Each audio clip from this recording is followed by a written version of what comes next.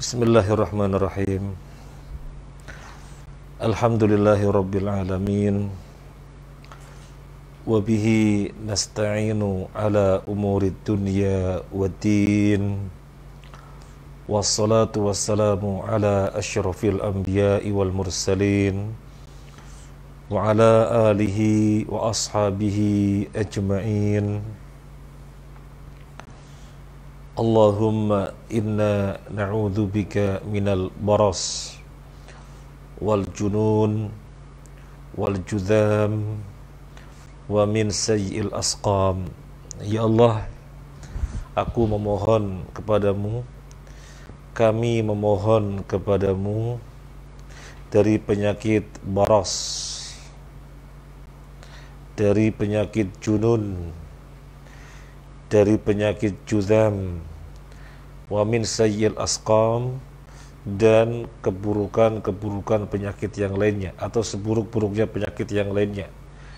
Di antaranya adalah wabah corona, yang dengan wabah ini Engkau jadikan kami mendapatkan musibah sehingga banyak hal-hal yang terhambat, termasuk kajian-kajian ilmu menjadi terkendala. Maka kami memohon agar kami diberi kesabaran dan dijauhkan dari wabah ini. Innaka antas sami'ul alim. Engkaulah zat yang maha mendengar, zat yang maha mengetahui. Innaka anta mujibud da'awat. Engkaulah zat yang maha mengijabahi doa. Dan kami juga berlindung kepadamu dari doa yang tidak didengar. Allahumma inna na'udzubika min du'ain la yusma'. Aku berlindung kepadamu, kami berlindung kepadamu dari tidak didengarnya doa. Ma'asyiral muslimin rahimani wa rahimakumullah.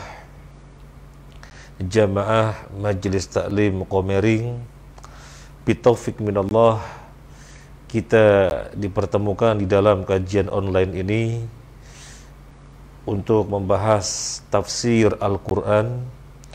Yang lalu kita sudah menyelesaikan tafsir Al-Fatihah yang merupakan ummul kitab, induknya kitab, karena di dalam Al-Fatihah disebutkan pokok-pokok bahasan yang penjelasannya akan dijumpai mulai dari surat Al-Baqarah sampai An-Nas, dan kita akan mulai mengkaji dari surat Al-Baqarah.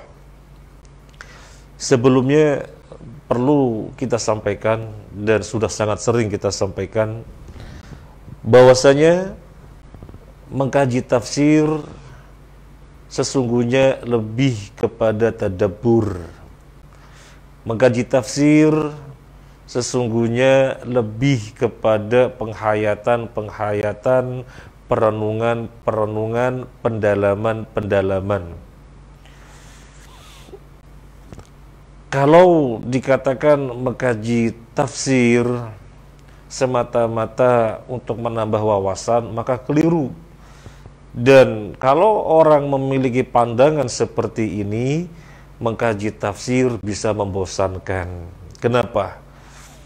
Kok tentang Nabi Musa misalnya ada dalam Al-Baqarah, ada dalam surat ini, ada dalam surat ini, tersebar di banyak surat, diulang. Sama isinya, cuma dengan redaksi yang agak-agak mirip saja. Nggak ada suatu wawasan, hanya pengulangan. Nah, jadi akhirnya bosan. Ketika memandang kajian tafsir adalah kajian untuk menambah wawasan, semata-mata menambah wawasan. Sekali lagi, mengkaji tafsir lebih kepada kajian tadabbur, lebih kepada kajian penghayatan, pendalaman.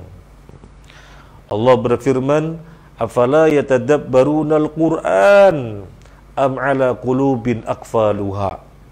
Apakah mereka tidak mentadabburi Al-Quran, atau memang hatinya tertutup sehingga tidak bisa mentadabburi, padahal ayatnya diulang seperti itu, kok nggak ngefek ya? Padahal ayatnya diulang seperti itu, kok nggak berdampak ya? Padahal ayatnya diulang seperti itu, kok kayak nggak ada ngaruhnya. Allah berfirman, Allahu nazzala ahsanal hadithi kitaban mutasyabiha mathaniya taksya'irru minhu juludul ladhina yakhshawna rabbahum. Ini ada dalam surat Az-Zumar. Allah menurunkan sebaik-baiknya perkataan, yaitu Al-Quran. Mutasyabiha, isinya mirip-mirip. Mathaniya, diulang-ulang. Jadi Al-Quran itu ayatnya, redaksinya mirip-mirip, kisahnya sama, yang beda redaksinya mirip-mirip. Kemudian mathaniya, diulang-ulang. Apa kata Allah kelanjutan ayat ini? Taksya'irru minhu juludul ladzina yakhshawna rabbahum, menjadi takut, menjadi gemetar hatinya orang yang takut kepada Allah. Jadi akan ngaruh, akan berdampak, akan ngefek kepada orang-orang yang memang ada khauf kepada Allah. Artinya apa? Orang yang tidak ada khauf kepada Allah membaca Al-Quran hambar-hambar saja. Memang itu sudah suatu kebaikan, tapi tema kita bukan sekedar membaca Al-Quran yang satu huruf itu 10 kebaikan, bukan, memang sudah berpahala. Tapi yang kita maksudkan adalah, tema yang kita sampaikan ini adalah yang lebih dari itu. Membaca dan kita mentadabburinya sehingga benar-benar berpengaruh kepada kita. Sekali lagi, Allah menyatakan, Allah menurunkan Al-Quran sebaik-baiknya perkataan yang redaksinya mirip-mirip, yang diulang-ulang. Orang-orang yang hatinya takut, orang-orang yang takut kepada Allah akan semakin gemetar. Nah, sekarang kita membaca Al-Quran, sampai mana gemetarnya kita? Sampai di mana hati kita bergetar? Kalau memang kemudian dirasakan berpengaruh ini ayat-ayat Al-Quran, pujilah Allah.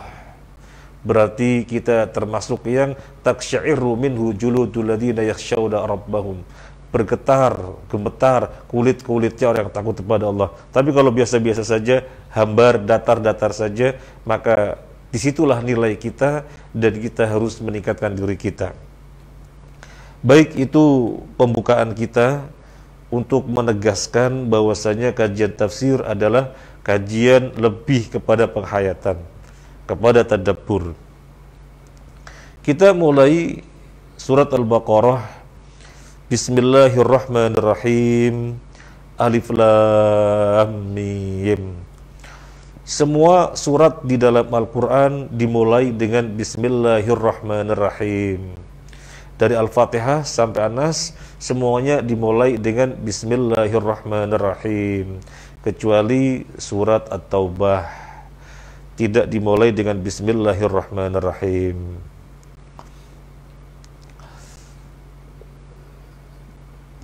Ayat yang pertama, Alif Lam Mim. Apa maksudnya? Tidak ada yang tahu maksudnya kecuali Allah Azza wa Jalla. Tetapi kita bisa berbicara sisi hikmah. Kalau apa maksud ayat ini? Alif Lam Mim, ungkapan yang tersusun dari 3 huruf, yaitu alif, lam, dan mim. Apa maksudnya? Nggak ada yang tahu kecuali Allah. Tapi kita berbicara sisi hikmah, maka kita akan mendapatkannya. Apa hikmahnya? Yang pertama, ini bentuk tantangan kepada orang-orang Arab. Hei orang-orang Arab, Bukankah kalian berbahasa dengan bahasa yang huruf-hurufnya untuk menyusun bahasa tersebut adalah sama persis sebagaimana huruf-huruf untuk menyusun ayat-ayat Al-Quran, yaitu alif lam mim, yaitu toha, yaitu yasin, yaitu kaf ha ya ain sad, yaitu nun, yaitu qaf. Bukankah huruf-huruf yang digunakan untuk menyusun kata-kata di dalam kalian berbahasa sama persis? Gak usah dijawab, semuanya pasti mengakui sama persis, yaitu huruf hijaiyah, sama persis. Nah, kalau begitu kan modalnya sama. Ayo dong bikin yang serupa dengan Al-Quran. Nggak pernah ada yang bisa menerima tantangan ini. Kemudian tantangannya diturunkan, wis nggak usah yang semisal Al-Quran, 10 surat saja. Nggak ada yang menerima tantangan ini, nggak bisa. Sampai hari ini pun belum ada yang terbukti bisa membuat serupa Al-Quran meskipun hanya 1 ayat saja. Jadi tantangan dari Allah awalnya yang serupa dengan Al-Quran. La in ijtama'atil jinnu wal insu ala ayatu bimithli hadzal Qur'an la ya'tuna bimithlihi. Seandainya manusia dan jin bersekongkol untuk mendatangkan yang serupa Al-Quran ini 114 surat, nggak akan ada yang bisa. Diturunkan tantangannya. Am yaquluna iftarah qul fa'tu bi asyri suwar. Apakah mereka tidak bisa menerima Al-Quran sebagai kitab yang diturunkan dari Allah langsung, masih menuduh bikinannya Muhammad sallallahu alaihi wasallam? Ayo bikin 10 surat saja, enggak bisa. Sampai diturunkan tantangannya menjadi 1 surat. Wa in kuntum fi raibim mimma nazzalna ala abdina fa'tu bisurah. 1 surat saja juga enggak bisa. Nah, jadi disebutkan ayat dengan al-huruf al-muqatta'ah, huruf-huruf yang terpotong, artinya huruf-huruf yang disusun tetapi tidak membentuk sebuah kata. Alif lam mim tidak membentuk sebuah kata. Kalau kita dalam bahasa Indonesia, P A S A R kan membentuk kata pasar. Kemudian K E ke, M A N A mana, ke mana, itu membentuk kata. Tapi alif lam mim, al-huruf al-muqatta'ah, susunan huruf-huruf yang tidak membentuk kata, maka hikmahnya adalah tadi sebagai tantangan, dan ternyata nggak ada yang bisa menerima tantangan ini. Hikmah yang kedua, alif lam mim. Apa hikmahnya? Orang-orang Quraisy ketika Nabi berdakwah, membacakan Al-Quran, banyak orang yang kemudian tertegun dengan ayat-ayat Al-Quran yang Nabi Sallallahu Alaihi Wasallam baca, sehingga mereka benar-benar merasakan gak mungkin ini bikinan Muhammad.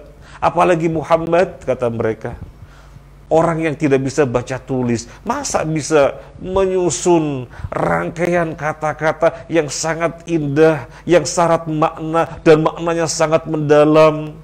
Belum lagi yang disampaikan adalah perkara-perkara yang waktu itu, kejadian-kejadian yang waktu itu Muhammad belum lahir. Maka banyak yang masuk Islam. Dan ketika itulah pembesar-pembesar Quraisy kemudian sesama mereka risau, gelisah, akhirnya melarang kepada warganya, melarang kepada kaumnya, awas kalau Muhammad bersastra, kata mereka, bersastra, awas kalau Muhammad bersastra, tutup telinga, jangan sampai terdengar itu sastra, jangan sampai terdengar. Nah, ketika kondisinya seperti itu, orang-orang pada nutup telinga, karena kalau sudah terbuka, nanti terkesan, terkesima dengan keindahannya, lalu masuk Islam. Maka dianjurkan, diperintahkan agar pada tutup. Agar pada tutup telinga. Ketika itulah Al-Quran turun dengan al-huruf al-muqatta'ah. Ayat terdiri dari huruf-huruf yang terpotong-potong, yang tidak membentuk sebuah kata, sehingga kemudian masuk ke dalam telinga. Kok aneh ya? Kok kedengarannya aneh? Apa ini? Akhirnya telinganya terbuka, akhirnya sekalian mendengarkan ayat-ayat yang lainnya. Akhirnya banyak yang masuk Islam lagi. Ini hikmah yang kedua. Ma'asyiral muslimin rahimani wa rahimakumullah, tidak bisa dipungkiri indahnya redaksi Al-Quran. Bukan sekedar redaksinya yang indah, yang sampai hari ini pun tidak ada yang bisa menerima tantangannya, meskipun hurufnya sama, bahannya untuk menyusun itu sama, tapi belum pernah ada yang bisa. Musailamah al-Kadzab yang mengaku nabi, kemudian kaumnya mengatakan, kalau memang kamu nabi, mestinya ada wahyu yang turun kepada kamu. Coba sampaikan wahyu. Coba apa ya wahyu yang turun kepada kamu, sampaikan kepada kami. Musailamah al-Kadzab dan membikin-bikin, malah hanya ditertawakan oleh kaumnya. Di antaranya Musailamah ingat di dalam Al-Quran yang turun kepada Nabi ada surat Al-Fil.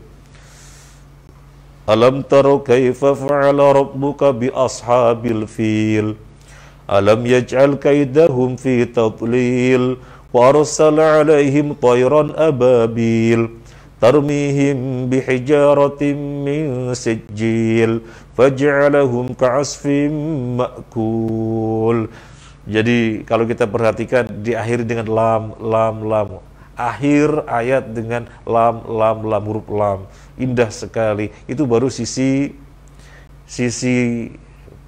bahasa atau sajak bahasa kita. Dalam bahasa Arab sajak, dalam bahasa kita sajak. Indah sekali. Dan maknanya sangat dalam, bagaimana Nabi Shallallahu Alaihi Wasallam yang tidak mengalami ada pasukan gajah ketika itu bisa menceritakan apa adanya. Musailamah ingat, ini ada ayat turun kepada Nabi itu Al-Quran, maka mencoba dibikin. Al-fil, wa ma adraka ma al-fil, jismuhu kabir hurtumuhu tawil. Al-fil gajah, wa ma adraka ma al-fil, tahukah kamu apa itu gajah? Jismuhu kabir, badannya gede, hurtumuhu tawil, belalainya panjang. Gak ada artinya. Dia membikin-bikin dari sisi keindahan maksudnya, tapi gak ada artinya. Bandingkan dengan surat Al-Fil yang bukan sekedar sastranya tapi maknanya mendalam. Akhirnya pada mentertawakan, masa Nabi seperti itu. Nggak pernah ada yang bisa menerima tantangan. Nggak pernah ada yang bisa menerima tantangan. Jadi alif lam mim artinya tidak ada yang tahu, tetapi secara hikmah ada dua tadi. Yang pertama tadi apa? Untuk tantangan, ayo bikin yang serupa dengan Al-Quran. Wong untuk menyusunnya hurufnya sama kok, bahannya sama. Huruf hijaiyah, ayo bikin. Nggak yang bisa. Yang kedua apa tadi? Yang kedua, untuk membikin kejutan, karena mereka pada tutup telinga, maka dengan turun ayat yang berupa huruf-huruf potongan yang tidak menyusun kata, jadi kaget, terbuka, akhirnya sekaligus mendengarkan ayat-ayat yang berikutnya. Penjelasan ini bahwasanya Al-Quran redaksinya sangat indah. Tadi kita katakan tidak bisa dipungkiri karena pemuka-pemuka Quraisy yang selalu wanti-wanti, tutup telinga, jangan dengerin Al-Quran, tutup telinga. Kenyataannya, ini ada sebuah kisah kejadian ketika itu, setiap kali Nabi sholat qiyamul lail, sepertiga malam terakhir yang beliau menyudainya menjelang subuh, 3 orang pemuka Quraisy mendengarkannya dari awal sampai menjelang subuh, yaitu saatnya Nabi menyudahi sholat baru pulang. Nah, 3 orang ini masing-masing ngambil tempat, ngambil posisi. Yang satu di sini, yang satu di sini, yang satu di sini, mengambil tempat yang nyaman untuk mendengarkan Nabi Shallallahu Alaihi Wasallam baca Al-Quran. Terus didengarkan sampai menjelang subuh. Nabi sudah selesai, mereka pun pulang. Nah, ini yang mau diceritakan. Ketika mereka pulang, loh, kok kamu? Wah, malu dah kita sama kaum kita. Kita ngelarang-larang kaum kita jangan sampai mendengarkan sastra Muhammad kalau sedang bersastra. Loh, kita malah begadang untuk mendengarkannya. Malu kita. Sudah ya, ini yang pertama dan terakhir. Gak boleh lagi. Sudah gak boleh lagi. Malu kita sama kaum kita kalau ketahuan. Masing-masing pulang ke rumahnya. Kemudian datang malam yang berikutnya. 3 orang ini masing-masing berpikir, waduh, masa sih nggak mendengarkan Muhammad bersastra, enak, nyaman, luar biasa menikmati. Paling 2 orang yang lain nggak datang, karena kita sudah terikat janji. Orang yang kedua ternyata berpikiran yang sama. Yang lain paling nggak datang, sudah terikat janji nggak akan datang lagi untuk mendengarkan Muhammad bersastra. Orang ketiga ternyata berpikiran sama. Akhirnya ketika datang suatu malam, Nabi Qiyamul Lail membaca Al-Quran, ketiganya sudah mengambil posisi masing-masing, menikmati apa yang dibaca oleh Nabi. Begitu menjelang subuh, Nabi selesai, mereka pun pulang ke rumah. Di tengah jalan dipertemukan oleh satu janda. Loh, kok kamu ngulangi lagi? Kok kamu ngulangi lagi? Kok kamu ngulangi lagi? Wah, malu kita. Sudah, jangan. Nah, ma'asyiral muslimin rahimakumullah, jamaah kajian Komering. Jadi Al-Quran itu indah sekali sampai pemuka-pemuka Quraisy yang melarang warganya, melarang kaumnya jangan sampai mendengar. Mereka sendiri nggak bisa menahan diri untuk tidak sampai mendengar. Masya Allah. Cuma kan masalahnya kita orang Indonesia, bahasa kita bahasa Indonesia, Al-Quran bahasa Arab. Mungkin kita kurang bisa merasakan indahnya. Karena yang mempelajari bahasa Arab itu sendiri, misalnya saya mohon maaf, yang sekedar bisa begitu ya, yang sekedar bisa, ya kita bisa merasakan betapa indahnya. Apalagi yang belajar sampai sastra, maka benar-benar merasakan keindahannya. Seperti Abdul Walid misalnya. Abdul Walid misalnya, sastrawan ternama ketika itu. Pemuka-pemuka Quraisy mengirim dia agar mengalahkan itu Muhammad. Sastranya kalahkan. Begitu di hadapan Nabi Sallallahu Alaihi Wasallam, Nabi membaca surat Fussilat, Abdul Walid diam 1000 bahasa, bengong. Kemudian pulang dengan langkah gontai. Awalnya ketika berangkat dengan langkah penuh pasti Muhammad akan dikalahkan. Begitu pulang lemes. Maka kawan-kawannya pada bertanya, ada apa Abdul Walid kok lemes seperti itu? Abdul Walid mengatakan, sungguh yang dibaca oleh Muhammad gak mungkin bikinan Muhammad.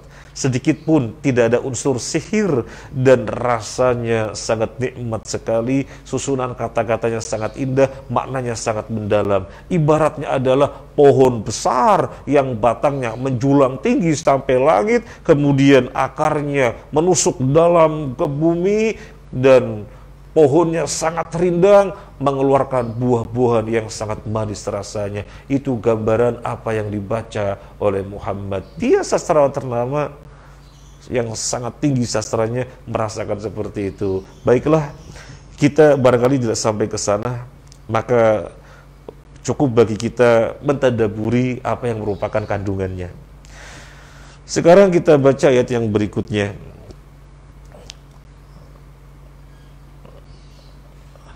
Dzalikal kitabu la raiba fihi hudal lil muttaqin.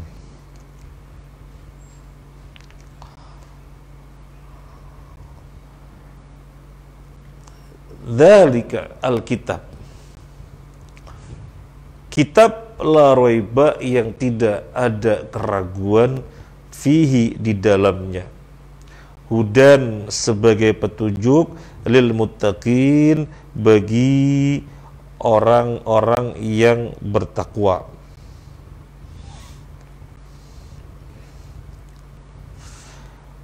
Wa qala ba'dhuhum hadza khabarun wa ma'nahu an-nahyu ay la tartabu fihi.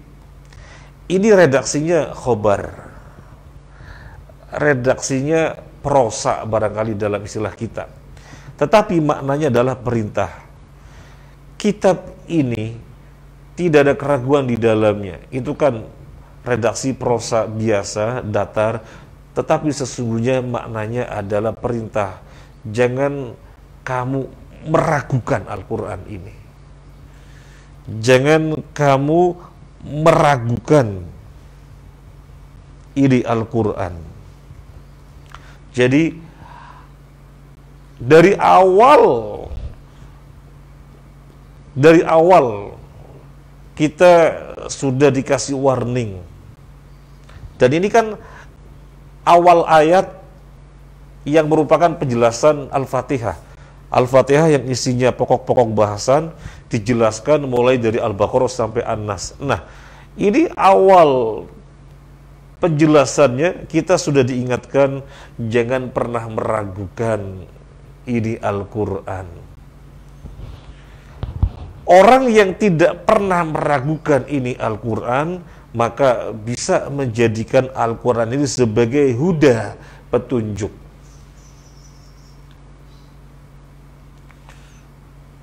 Dari sini kita merenung. Kenapa mereka marah? Dikit-dikit Al-Quran, dikit-dikit hadis. Dikit-dikit Al-Quran, dikit-dikit hadis. Al-Quran hadis, Al-Quran hadis. Seakan-akan tidak pernah membaca ayat ini. Dari awal sudah dikasih warning, jangan pernah meragukan. Lalu bagaimana Al-Quran dibacakan, penjelasnya yaitu hadis disampaikan, kok tidak terima? Maka kita jadi bertanya, memangnya Anda meragukan? Kalau mau dibilang tidak meragukan, kok begitu meresponnya?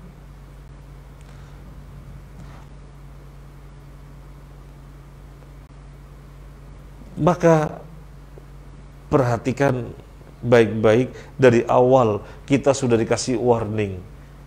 Tidak ada keraguan di dalamnya, maknanya perintah, jangan pernah meragukan.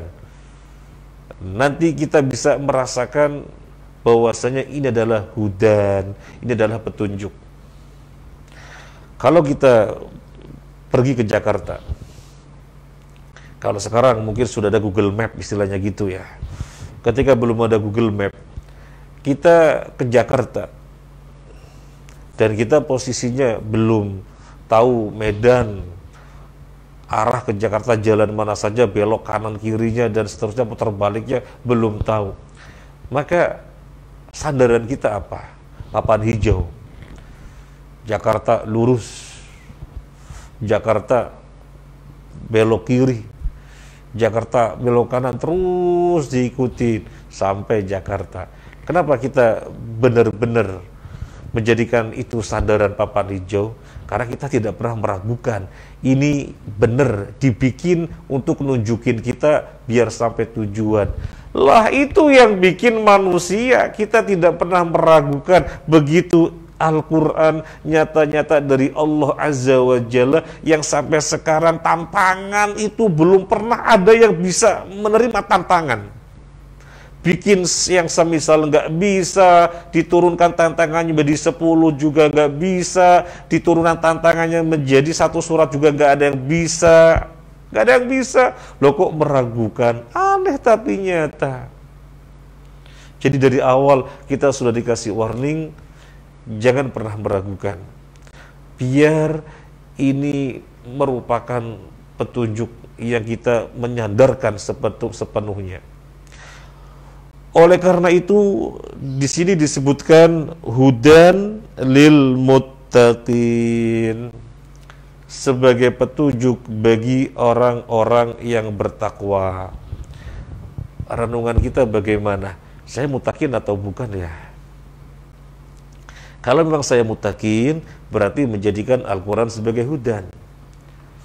Tapi kalau kemudian saya masih mengambil sebagian, yang lainnya belum saya ambil, masih mau mengambil beberapa ayat saja, yang lainnya nggak mau, maka kita harus mencela diri kita. Apa pantas disebut mutakin? Pantas gak disebut mutakin? Mutakin itu menjadikan Al-Quran sebagai huda karena dia tidak pernah meragukan kandungannya. Nanti kita merenung lebih lebar lagi. Disebutkan di dalam Al-Quran, walidzakari mithlu hadzil unsayain, bagian laki-laki itu 2 kali lipat dari bagian perempuan dalam ilmu waris. Kemudian melihat fenomena kehidupan atau perkembangan sistem kehidupan, di mana zaman sekarang wanita juga nggak beda dari pria, sama-sama kerja dan sama-sama bisa menghasilkan. Loh, kok tetap ya separohnya lelaki bagian warisannya ya? Wah, nggak adil ini. Wah, ini sudah nggak relevan dengan zaman ini Al-Quran. Loh, meragukan. Ini Al-Quran itu huda. Yang namanya huda itu petunjuk, yang namanya petunjuk itu pedoman. Jadi sesuatu yang datangnya belakangan baru mesti disesuaikan. Bukan petunjuk, pedoman yang disesuaikan dengan sesuatu yang baru, kebalik. Itu tadi papan hijau yang kita menyandarkan, kita menyesuaikan papan itu.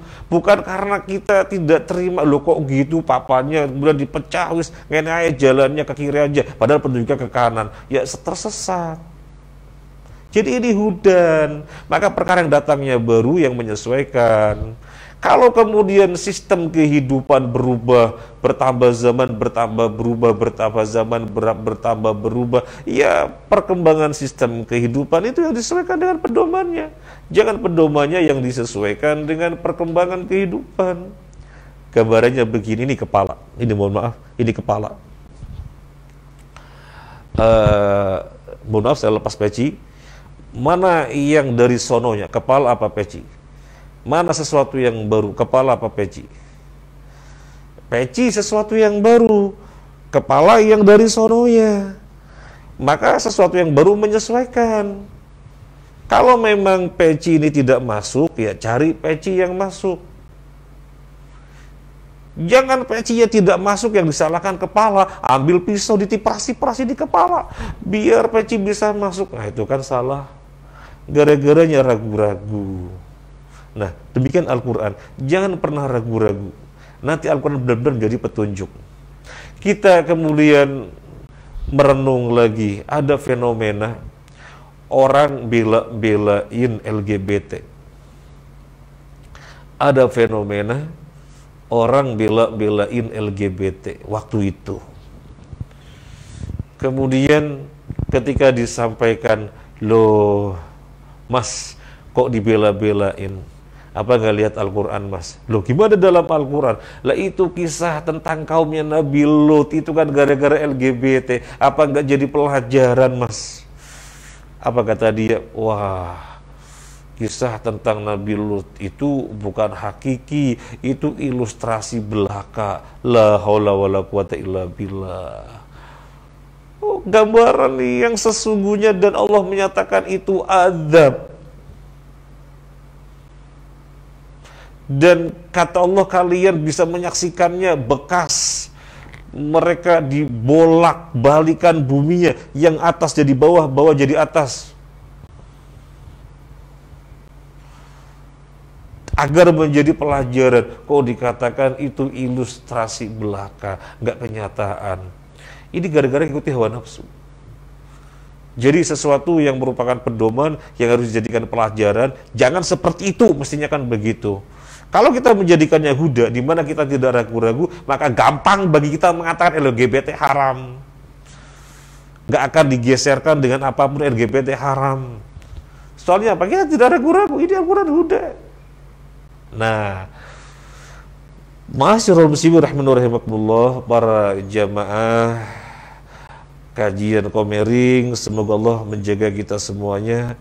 Silahkan masing-masing mentadabburi, kira-kira banyak apa tidak banyak, atau masih banyakkah orang yang tidak sesuai dengan ayat ini. Katanya kalau ditanya kitabnya Al-Quran, tapi masih pilah-pilah yang sesuai dengan kemauannya, berarti masih ragu-ragu. Padahal sesungguhnya tidak boleh ragu-ragu sedikit pun. Jadi benar-benar merupakan hudan. Sekarang kita melanjutkan ayat yang berikutnya. Tadi disebutkan Al-Quran itu petunjuk bagi muttaqin. Maka pertanyaan yang berikut ini adalah, siapa muttaqin? Siapa muttaqin? Al-Quran dinyatakan sebagai petunjuk bagi muttaqin. Terus siapa muttaqin itu? Kalau lihat secara bahasa, muttaqin itu wazannya mufta'il.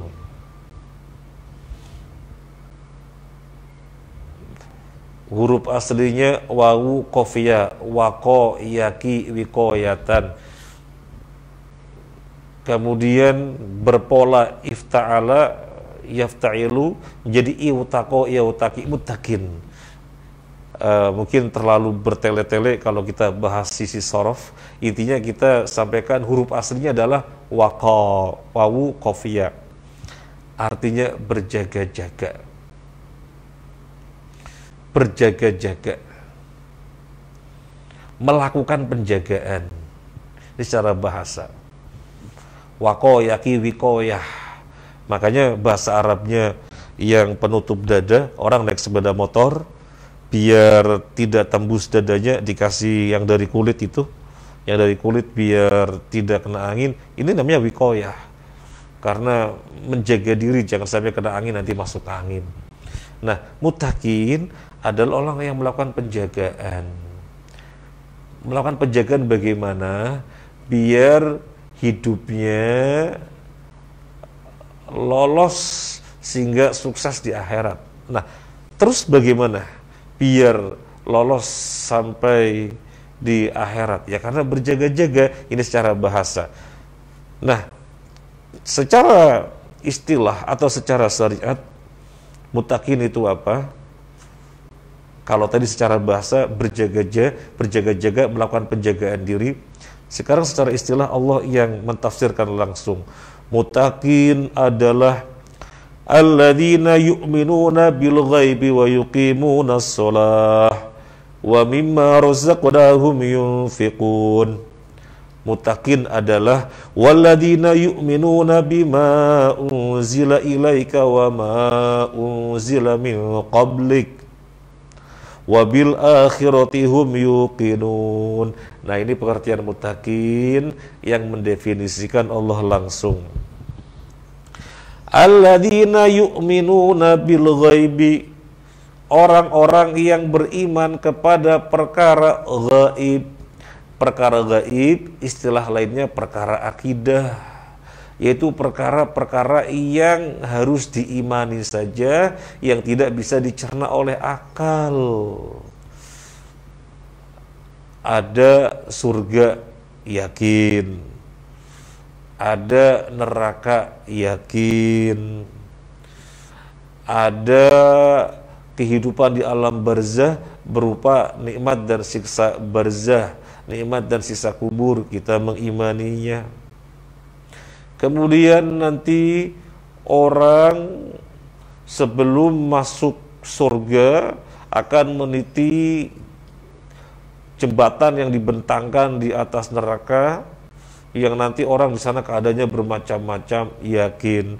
Jadi ini informasi-informasi dari Allah yang akal kita nggak bisa mencernanya. Mau dicerna bagaimana, mau dibuktikan bagaimana, ya nggak bisa. Maka cukup diimani.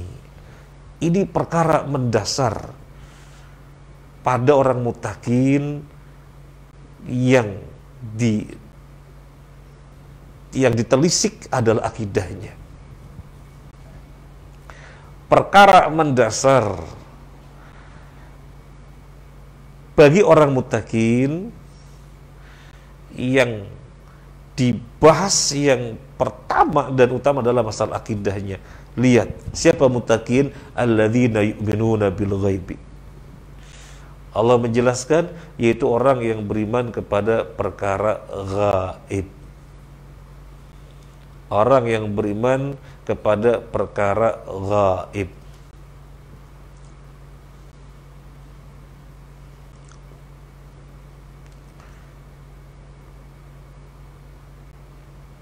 Nah, kalau kita mau merenung lebih lanjut, dalam Islam ada perkara-perkara yang pemeluknya dituntut untuk meyakini begitu saja. Ya, diinformasikan tentang roh itu nanti bagaimana ketika dicabut, kita nggak bisa mencerna pakai akal, sudah diyakini saja.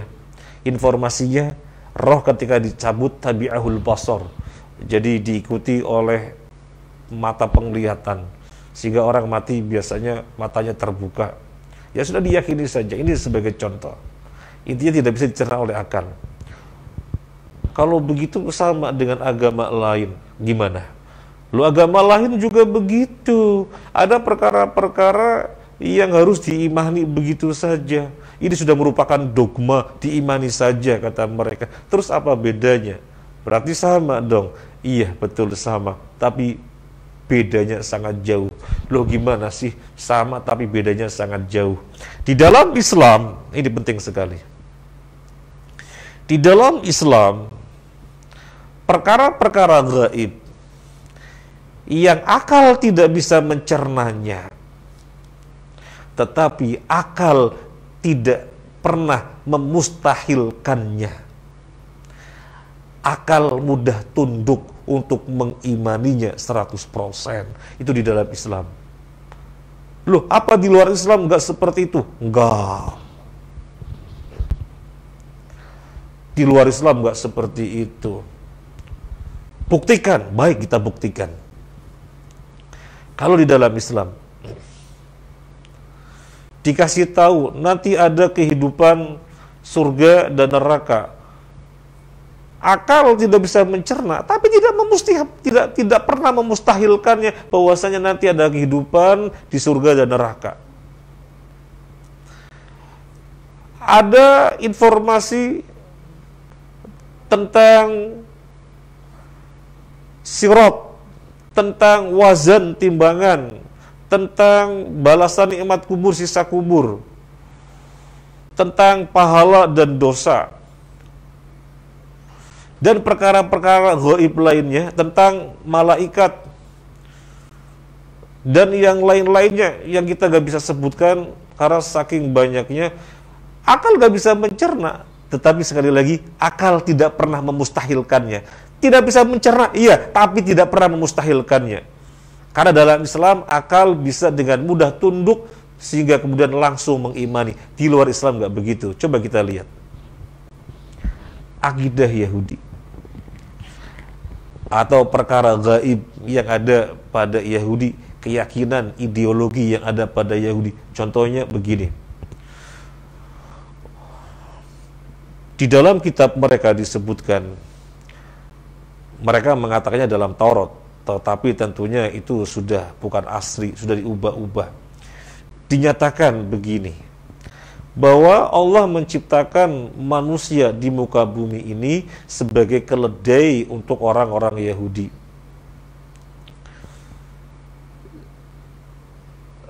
Ini harus diyakini begitu saja, karena ini adalah informasi yang tidak bisa dicerna.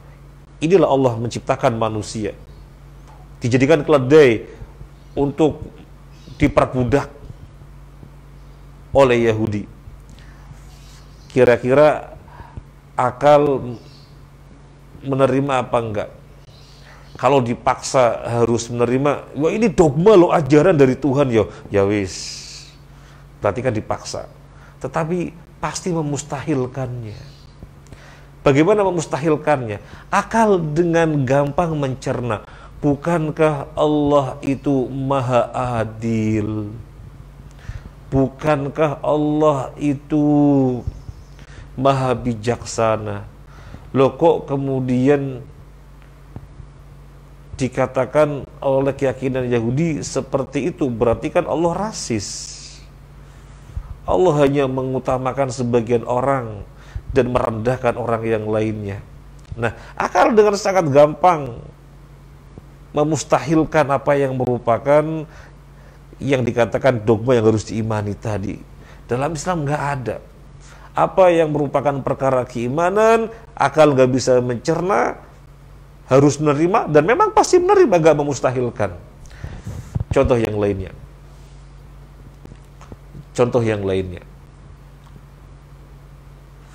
Di dalam agama Syiah, kata orang Syiah, perkara keimanan yang harus diimani bahwasanya Allah sudah menurunkan Al-Quran secara lengkap dan tebelnya 3 kali lipat dari Al-Quran ini. Jadi ini Al-Quran yang ada pada orang-orang Sunni ini hanya sepertiganya saja. Sebenarnya tebelnya 3 kali lipat. Terus yang lengkap itu baru akan dikeluarkan kepada manusia menjelang hari kiamat. Terus sekarang di mana? Sekarang dibawa oleh Imam Mahdi. Loh kok begitu? Ini keimanan, jangan diotak-atik, harus diterima saja, kata mereka. Harus diimani saja. Tapi akal dengan gampang memustahilkan. Ini katanya perkara keimanan yang harus diimani saja. Ini sudah merupakan wahyu dari Tuhan. Bahwasanya yang lengkap dibawa oleh Imam Mahdi menjelang hari kiamat. Akal dengan sangat gampang memustahilkan. Kok nggak bisa diterima sih? Keimanan memang perkara keimanan harus diterima sepenuhnya. Tapi kok cacatnya sangat gampang sekali dilihat. Ya karena memang sesungguhnya cacat dan ketara sekali. Akal mencerna. Bukankah Al-Quran itu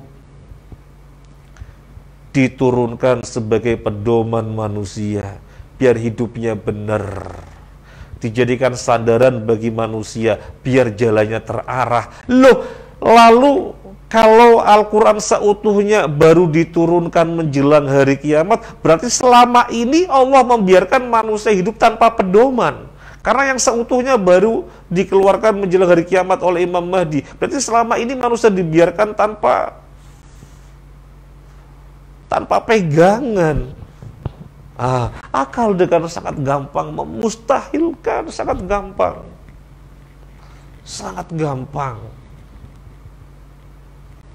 Kita lihat perkara gaib atau perkara keimanan atau ideologi pada agama yang lain. Masih agama Syiah, karena mereka juga terpecah menjadi banyak sekali. Ada agama Syiah yang memiliki keimanan bulan yang warna kehitam-hitaman itu, bulan yang warnanya kehitam-hitaman itu adalah tempatnya Ali bin Abi Thalib. Saking mengkultuskannya Ali bin Abi Thalib. Loh kok gitu? Sudah, ini keimanan diyakini saja. Oh, keimanan diyakini saja. Tetapi masalahnya akal dengan sangat gampang memustahilkan. Bagaimana tidak memustahilkan?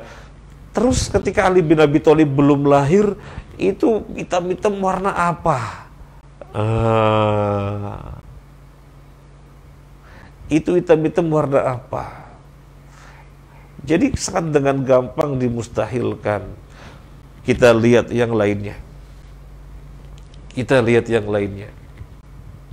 Misalnya di dalam ideologi atau akidah atau keyakinan atau keimanan sebuah agama yang menyatakan dosa bisa ditebus dengan bayar sertifikat pengampunan dosa. Jadi orang berbuat dosa datang kepada divisinya ya, di sebuah instansi atau di sebuah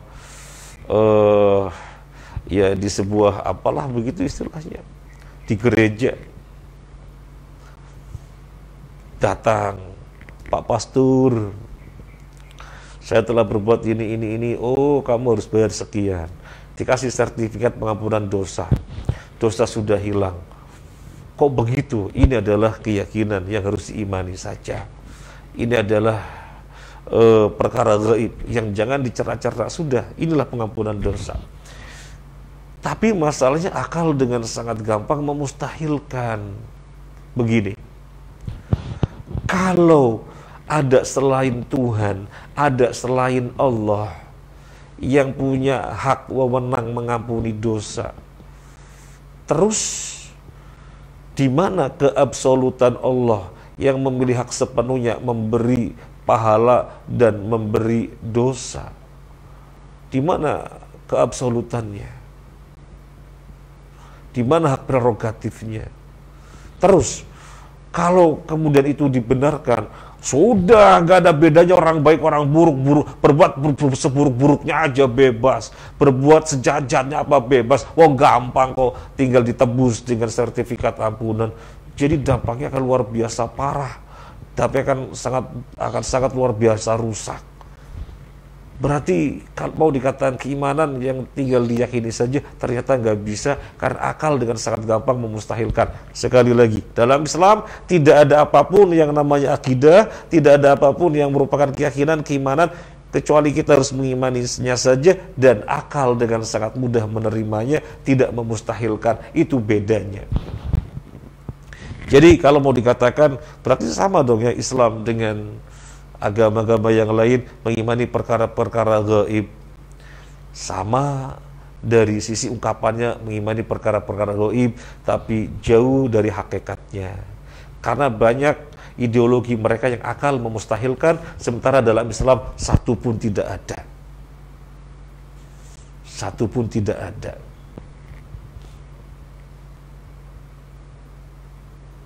Baik. Ma'asyiral muslimin rahimani wa rahimakumullah. Sekali lagi, siapa muttaqin yang ditelisik pertama adalah masalah keyakinan, masalah akidah. Oleh karena itu, kita jadi merenung. Nabi sallallahu alaihi wasallam diutus. Nabi sallallahu alaihi wasallam diutus 23 tahun.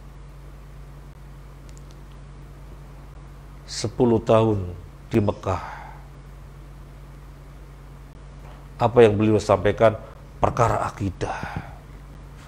Perkara akidah, terus perkara akidah. Syariat yang lain-lainnya belum. Akidah. Baru turun syariat sholat 2 tahun menjelang hijrah. 2 tahun menjelang ke Madinah. Dan ketika di Madinah, syariat-syariat turun, bukan lantas akidah tidak Nabi tekankan. Jadi Nabi terus melanjutkan dakwah akidah bersamaan dengan berangsur-angsurnya turun syariat, sholat, zakat, dan yang lainnya.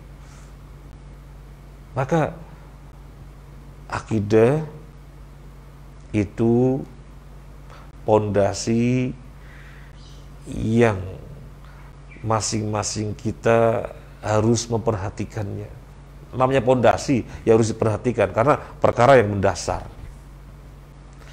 Perkara yang mendasar. Bagaimana tidak merupakan perkara mendasar?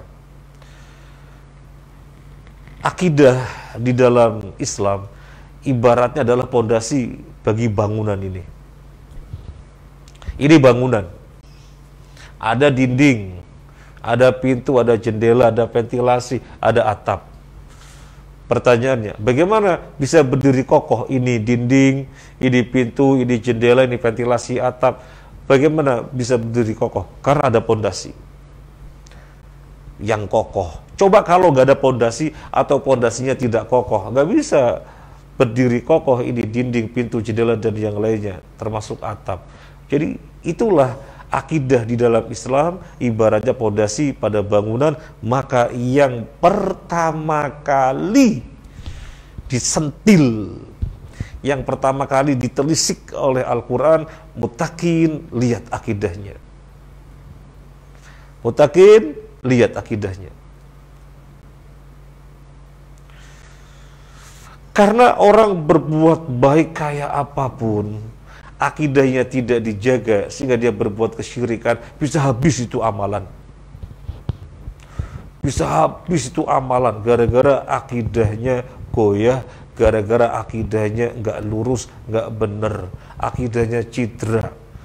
Bisa habis itu nggak ada artinya. Maka akidah yang pertama kali. Sampai akidah merupakan syarat untuk kaum muslimin mencapai kejayaan.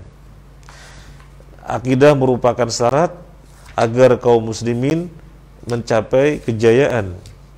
Kita melihat surat An-Nur ayat 55. Wa'adallahu alladhina amanu minkum wa 'amilus solihati layastakhlifannahum fil ardi kama istakhlafal ladzina min qablihim wa la yumakkinanna lahum dinahumul ladzi irtadha lahum wa la yubaddilannahum min ba'di khawfihim amna ya'budunani la yusyrikuna bi syai'a wa man kafara ba'da dzalika fa ulaika humul fasiqun. Wa'adallahu, Allah menjanjikan, alladzina amanu minkum, kepada orang-orang mukmin di antara kalian, wa amilus solihati, dan kepada orang-orang yang beramal soleh. Allah menjanjikan kepada orang mukmin dan orang-orang yang beramal soleh, janji yang berupa apa? La yastakhlifannahum fil ardi, akan menguasai bumi, akan berkuasa di muka bumi. Kama stahlafal ladzina min qablihim, sebagaimana orang-orang yang sebelumnya telah berkuasa di muka bumi. Wala yumakkinanna lahum dinahumul ladzi irtadha lahum, dan Allah akan mengokohkan agama mereka yang Allah ridhoi untuk mereka. Wala yubaddilannahum min ba'di khaufihim amna, dan Allah akan ganti setelah rasa takut yang mencekam mereka menjadi sebuah keamanan. Apa syaratnya? Yang berikutnya, ya'budunani la yusyrikuna bi syai'a, menghambakan diri hanya kepadaku, jangan berbuat syirik sedikit pun. Perbuatan syirik adalah bentuk pencideraan akidah, bentuk pencideraan keimanan kepada perkara gaib. Sampai perkara akidah, keimanan kepada gaib adalah perkara yang merupakan syarat untuk berjayanya, berpuasanya kaum muslimin. Sekali lagi, muttaqin yang ditelisik pertamanya adalah keimanan kepada perkara gaib. Sekarang bicara tentang keimanan kepada gaib, akan kita tutup dengan kaedahnya. Biar keimanan kita kepada perkara gaib, kita tahu rambu-rambunya. Sehingga tidak digelincirkan oleh orang-orang yang menggelincirkan, sehingga tidak terkena syubhat oleh orang-orang yang memesan syubhat. Bismillah.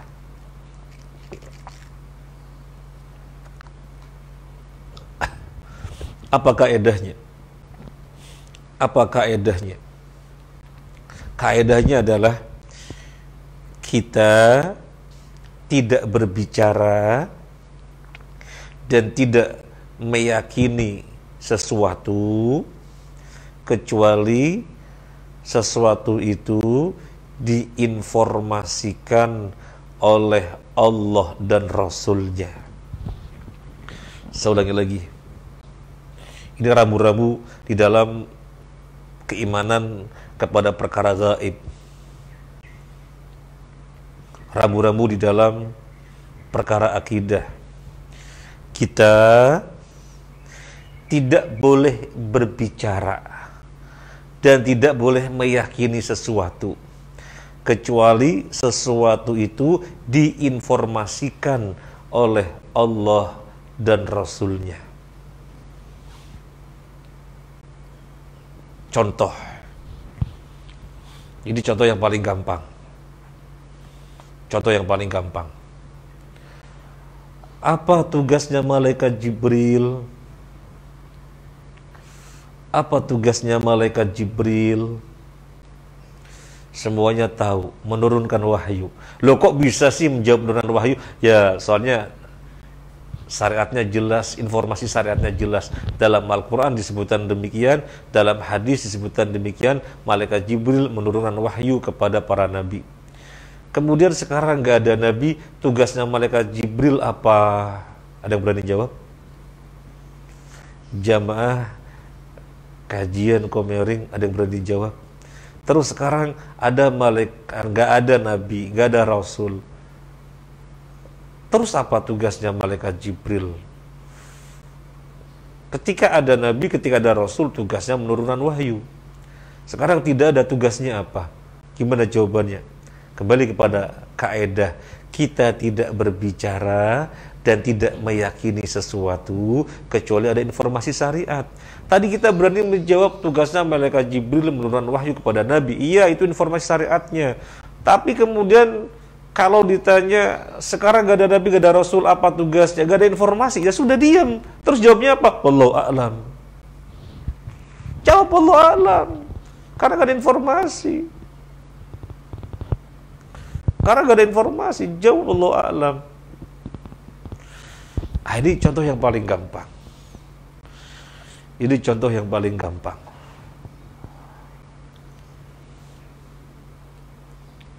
Sekarang kita ambil contoh yang lainnya. Kenapa orang pada keblinger salah? Soalnya tidak melihat kaidah ini. Yuk, tolong dijawab. Para jamaah minta tolong dijawab. Oh kan gak interaktif. Iya, jawab diri sendiri di rumah gitu. Di mana Allah? Di mana Allah? Semuanya menjawab di atas arsy. Betul. Karena informasi demikian. Dalam Al-Quran, dalam hadis, Allah di atas arsy. Terus kalau ada pertanyaan, bagaimana di atas arsy-nya? Gimana sikap kita? Wallahu a'lam, gak ada informasi bagaimana di atas arsy-nya. Kita nggak boleh menanyakan bagaimananya, seperti apa, kayak apa, nggak boleh. Cukup meyakini Allah di atas arsy. Karena kita tidak boleh berbicara dan tidak boleh meyakini sesuatu kecuali ada informasi syariat. Kalau nggak ada informasi syariat, kita diam. Nah, gara-gara tidak mengetahui kaidah ini, akhirnya orang berani ngutak-ngutik. Loh, di atas arsy gimana ya? Arsy kan tempat. Loh, kalau Allah dikatakan di atas arsy, berarti Allah berada di suatu arah tertentu dan berada di atas suatu tempat tertentu. Berarti Allah butuh makhluk dong, butuh arah dan butuh tempat. Nah terus gimana? Ya jangan percayalah Allah di atas arsy, Allah di atas tinggi. Berarti kita menyamakan Allah dengan makhluk. Loh, gimana ini sampean? Yang mengatakan Allah di atas arsy siapa? Allah. Ya sudah, itu saja. Allah di atas arsy. Ente mau kayak Fir'aun. Fir'aun itu tidak percaya Allah di atas arsy, gak percaya. Dan Fir'aun ternyata memuji Musa. Apa kata Fir'aun? Wa qala Fir'aunu ya Hamanu ibni li sarha la'alli ablughul asbab as-samawati fa'attali' ila ilahi Musa wa inni la'adhunnuhu kadhiba. Ini kata Fir'aun. Hei Haman, bikinkan untukku bangunan yang tinggi menjulang ke atas, biar aku bisa mencit di atas. Aku mau melihat Tuhannya Musa, katanya kok di atas. Lah ini, jadi banyak orang-orang zaman sekarang ini terjerumusnya jadi kayak Fir'aun. Soalnya apa? Tidak lihat akid, tidak lihat kaidah, Tidak lihat kaedah. Kaedah rambu-rambu di dalam masalah akidah adalah kita tidak berbicara dan tidak meyakini sesuatu kecuali ada informasi syariat. Yang tidak ada informasi syariatnya kita diam. Allah di mana? Di atas aras. Itu informasi syariatnya. Terus kayak apa, bagaimana? Gak ada informasi, sudah, jangan berbicara dan jangan mereka-mereka menebak-nebak seperti mereka. Akhirnya dengan pemikirannya mengatakan Allah di mana-mana. Di mana-mana bagaimana? Ya tidak butuh tempat, tidak butuh arah. Pokoknya di mana-mana. Ya akhirnya menyelisihi statement informasi Allah sendiri yang menyatakan dirinya di atas aras. Lagi pula kalau melihat Nabi Shallallahu Alaihi Wasallam ketika ada budak ditanya, ketika ada budak mau dibebaskan, maka Nabi mengatakan biar aku uji dulu di mana siapa aku, anta Rasulullah, di mana Allah, dia melihat ke atas, fis sama, di atas langit, di atas arsy. Maka Nabi mengatakan bebaskan dia karena dia seorang mukminah. Jadi seorang mukminah adalah yang meyakini Allah di atas arsy.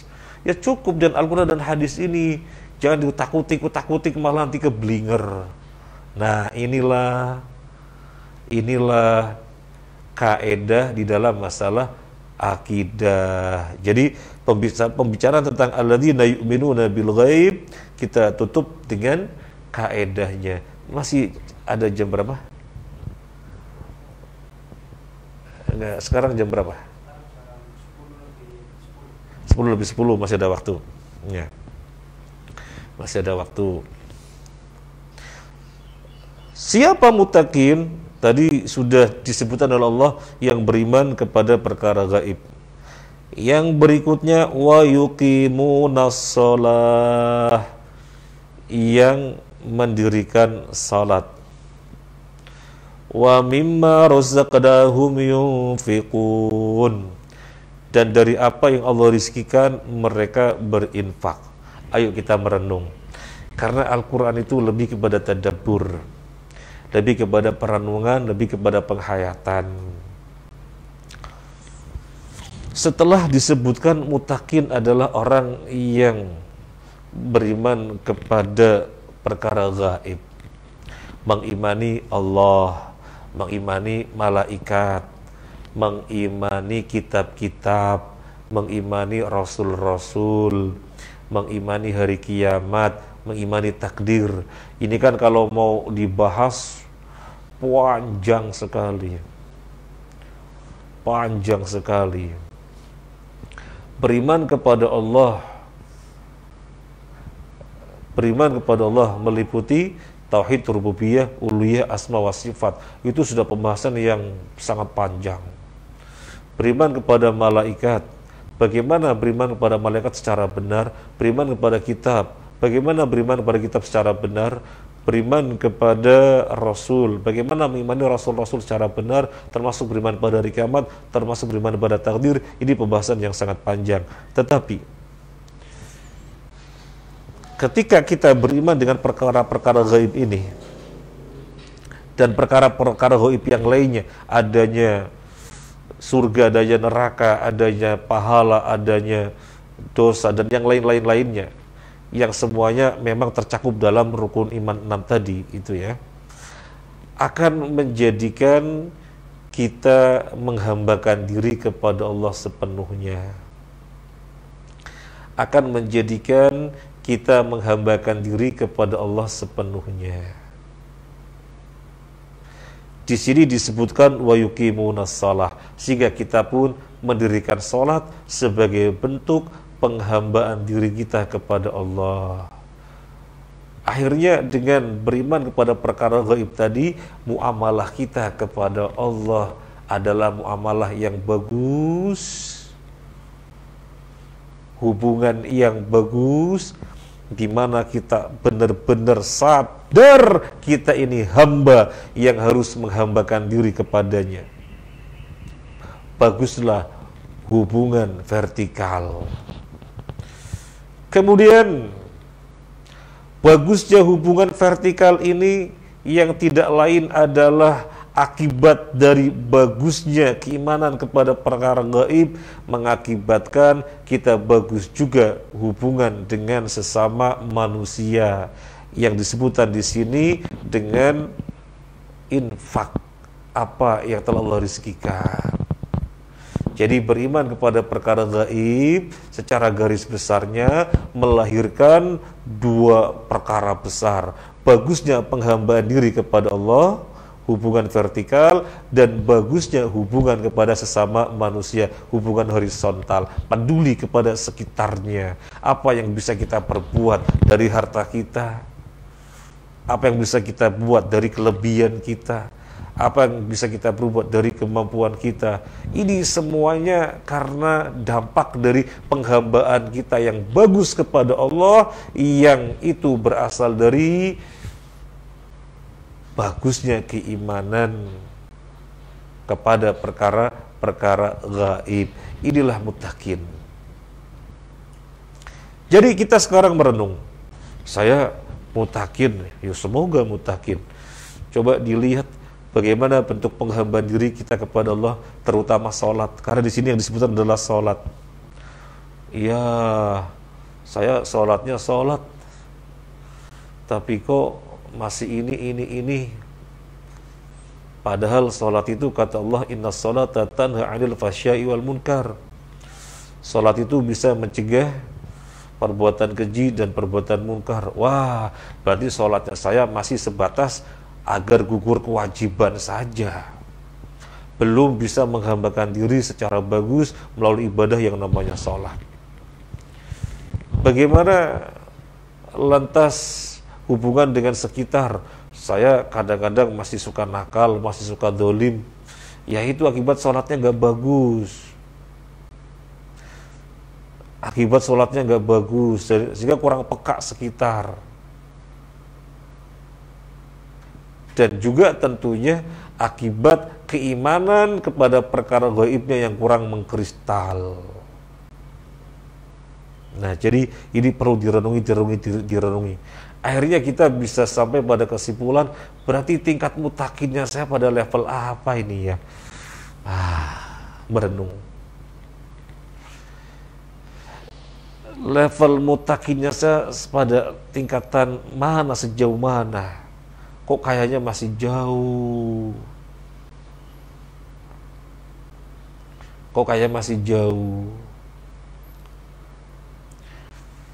Mestinya kan sebagaimana maknanya muttaqin, berjaga diri agar senantiasa berjalan di atas koridor yang semestinya. Kok saya banyak keluar dari koridor, sehingga penghambaannya nggak bagus, penghambaan kepada Allah nggak bagus, peduli sosialnya kurang. Nah, merenung, terus meningkatkan. Jadi ini 3 perkara besar untuk orang disebut muttaqin. 3 perkara besar untuk orang disebut muttaqin. Nggak bisa orang hanya dengan keimanan saja, yang penting meyakini Allah, terus sholat. Ya apa sholat, ibadah-ibadah yang lainnya apa, yang penting kan meyakini adanya Tuhan. Oh ya nggak bisa. Atau kemudian sudah meyakini adanya Tuhan dan perkara-perkara gaib lainnya, dan dia sudah sholat tapi tidak peduli sekitar, ya nggak bisa. Coba kita lihat penjelasan Nabi ketika dilaporin ada seorang wanita qawwamah shawwamah. Bismillah. Apa qawwamah? Ahli sholat. Apa shawwamah? Ahli puasa. Tapi dia, ya Rasulullah, kelakuannya buruk kepada tetangganya. Apa jawaban Nabi? Hiya finnar, dia di neraka. Nggak bisa. Orang hanya baik muamalah vertikalnya, muamalah horizontalnya tidak baik, itu nggak bisa. Itu nggak bisa. Nanti bicara masalah sholat dan ibadah-ibadah yang lainnya ada pembahasannya tersendiri. Kita sudah sejauh mana terhadap sholat dan yang lain-lainnya sudah sejauh mana. Akhirnya kita merenungi sejauh mana mutakinnya saya. Sekarang wa mimma razaqnahum yunfikun, berinfak, peduli dengan harta kemewahannya sudah sejauh mana. Akhirnya di situ kita mendapati sejauh mana mutakin kita. Jadi sesungguhnya terserah kita. Kita mau memberi nilai mutakin kita di sisi Allah, nilainya apa itu terserah kita. Itu terserah kita. Sekarang sudah dijelaskan, ini loh mutakin. Yang pertama, pondasi mengimani perkara-perkara gaib, akidah, ideologi.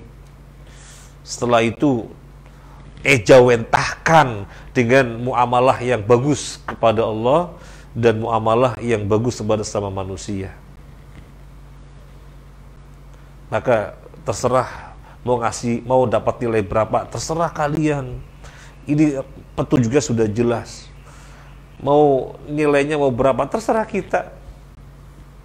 Terserah kita. Nah, orang yang merenungi ini tentunya nanti bisa banyak menangis ketika melihat dirinya masih jauh.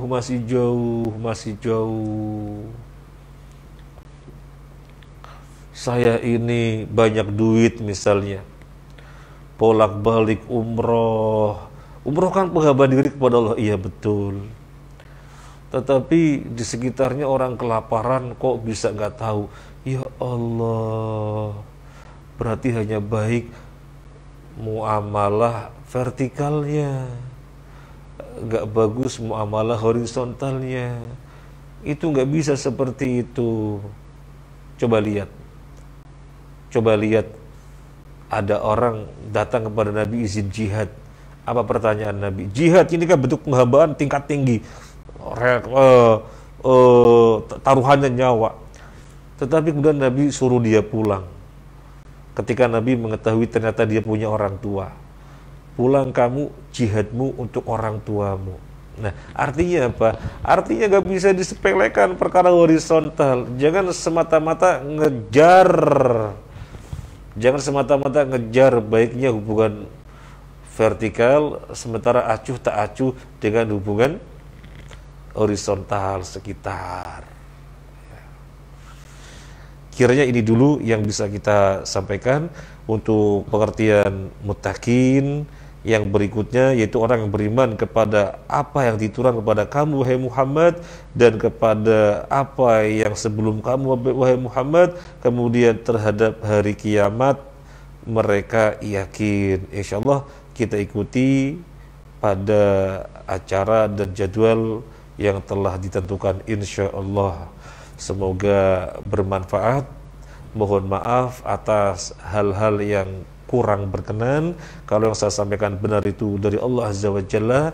Kalau ada yang salah tentunya dari saya sendiri, dan saya meminta ampun kepada Allah. Kita tutup dengan kafaratul majlis. Subhanakallahumma wa bihamdika asyhadu an la ilaha illa anta astaghfiruka wa atubu ilaik. Assalamualaikum warahmatullahi wabarakatuh.